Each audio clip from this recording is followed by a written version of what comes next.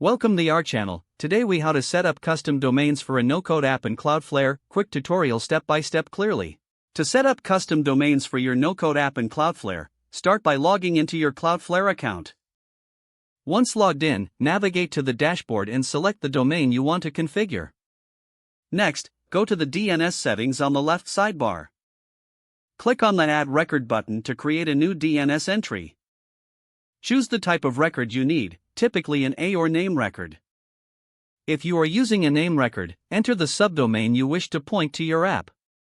In the target field, input the URL of your no-code app. If you're using an A record, enter the IP address of the server hosting your app.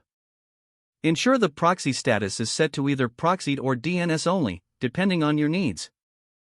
Save your changes by clicking the Save button. After adding the record, you may need to wait for DNS propagation to take effect. Next, navigate to the SSL/TLS settings in the Cloudflare dashboard. Select the appropriate SSL option for your app, usually full or full, strict. Now, head to the Page Rules section to create any specific rules for your domain if needed. You can set up a forwarding rule if you want to redirect traffic from an old domain. Once everything is configured, test your custom domain in a web browser. If everything is set up correctly, you should see your no-code app live on your custom domain. Finally, monitor the performance and security settings in the Cloudflare dashboard to optimize your app further. If the page does not load, refresh the browser or try again in a private or incognito window. Make sure you are using the correct email address, then retype it carefully to avoid small typos.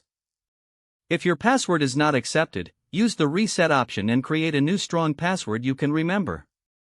Check your spam folder for verification or security emails, then complete any requested confirmation steps. Enable two-factor authentication if available to improve account security and reduce unauthorized access risk.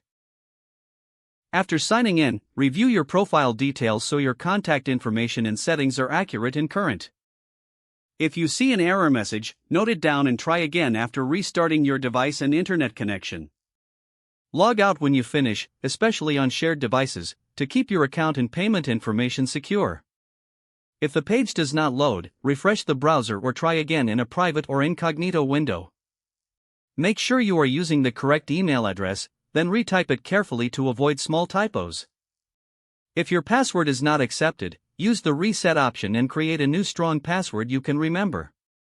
Don't forget to like this video and subscribe to our channel for more step-by-step tech guides.